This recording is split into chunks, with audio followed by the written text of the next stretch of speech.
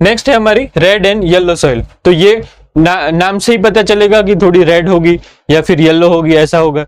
तो अभी क्या हो रहा है, सबसे पहले हमने बहुत ही फर्टाइल चीजें देखी, अब उससे कम और उससे कम, तो ये कंपैरेटिवली लेस फर्टाइल है, पर फिर भी इंडिया में जो है उसमें अच्छे से वो कल्टीवेशन कर लेते हैं, फर्टिलाइजर दे दिया, अच्छे से केयर किया लैंड का, तो हो जाता है, इसमें कुछ प्रॉब्लम नहीं है। ठीक है, पढ़ते हैं। Red soil develops on crystalline igneous rocks in areas of low rainfall in the eastern and southern parts of Deccan Plateau। Deccan Plateau यानी हमने जो नीचे वाला जो southern वाला पार्ट देखा था वो Deccan Plateau का पार्ट है, जो हमने AC सेट में देखा था कि जो नीचे वाला जो 2-3 पार्ट है, जो ईस्ट कोस्ट रीजन हो गया, वेस्ट कोस्ट रीजन हो गया, या फिर सेंटर वाला रीजन हो गया, वो सब डेक्कन प्लेटू में आता है।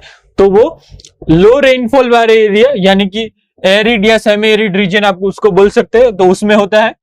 नेक्स्ट देखते हैं, the soil develops a reddish colour due to wide diffusion of iron in crystalline and metamorphic rocks. तो मेटामॉर्फिक रॉक्स भी हमने आगे ही बढ़ा है, तो उसमें क्या होता है, रेड कलर उसका आयरन से आता है, वो आपको पता होना चाहिए। ठीक है, आयरन के आयन से वो हो गया, मेटामॉर्फिक रॉक्स हो गए, तो उसके थ्रू ये कलर है वो ये सॉइल को मिलता है। ठीक है, नेक्स्ट देखते हैं। It looks yellow when it occurs in a hydrated form. Hydrated form यानी गीला हो तब। ठीक है, तो हाइड्रेटेड फॉर्म यानी गीला होगा और वेट होगा तब वो येलो जैसी दिखती है। ठीक है, they are generally poor in nitrogen, phosphorus and humus.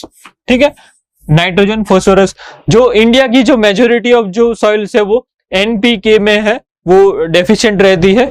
पर इंडिया में प्रॉब्लम क्या होता है कि जो हमारा यूरिया है एनपीके वाला, तो उसमें जनरली यही रहता है कि लोग यूरिया बहुत ही ज्यादा यूज कर देते हैं, तो जो सॉइल है वो इम्बैलेंस हो जाती है, उसमें एनपीके का रेशियो जो होना चाहिए उससे बहुत ज्यादा हो जाता है। ठीक है, तो यही चैप्टर में जब हम फर्टिलाइजर पढ़ेंगे तो उसके बारे में हम देखेंगे। ठीक है, next, the red colour of this soil is due to presence of iron oxide, जो हमने ऊपर देखा। ठीक है, अभी नेक्स्ट देखते हैं रेड एंड येलो सॉइल के बाद में laterite soil. Laterite soil last lecture में हमने देखा ही था थोड़ा, तो उसमें क्या है देखते हैं। तो laterite soil develop in areas with high temperature and high rainfall. ठीक है, तो ये जो बहुत ही ज्यादा रेनफॉल आता है, आप केरला सोच सकते हैं, या फिर नॉर्थ ईस्ट में अगर आप मेघालय सोच लिया, तो ये सब जहां पे स्लोप भी होता है, कि स्लोप में क्या होता है, हाई रेनफॉल अगर आए तो क्या होता है, जो ऊपर का जो लेयर होता है, जो शीट होती है जो सॉइल की, वो पूरी इरोड हो जाती है। तो टेम्परेचर अगर वहां पे ज्यादा है और रेनफॉल भी ज्यादा है, वहां पे ये लेटराइट सॉइल होगी। तो ये कंपैरेटिवली लेस फर्टाइल आप बोल सकते हैं। इसमें बहुत ही स्पेसिफिक अगर आपके पास क्रॉप्स है, वही आप इसमें कल्टीवेट कर पाएंगे। जो मेजोरिटी जो है वो इसमें अच्छे से कल्टीवेट नहीं होता है, यील्ड पे बहुत नेगेटिव इंपैक्ट रहता है। These are the result of intense leaching. Intense leaching यानी एक तरीके से जो लीच हो जाता है ऊपर से, जो शीट मैंने बोला इरोजन होता है वो, ड्यू टू ट्रॉपिकल रेन्स।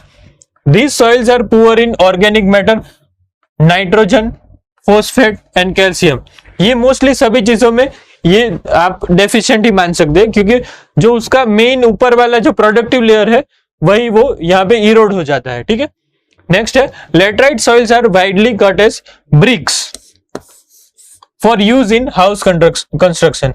जो ब्रिक्स बनती है हमारी, तो उसमें ये वाली सॉइल को लेते हैं और फिर उसको, आपने देखा होगा ब्रिक कैसे बनती है वो, तो उसमें ये जो सॉइल है उसका यूज ब्रिक कंस्ट्रक्शन में होता है।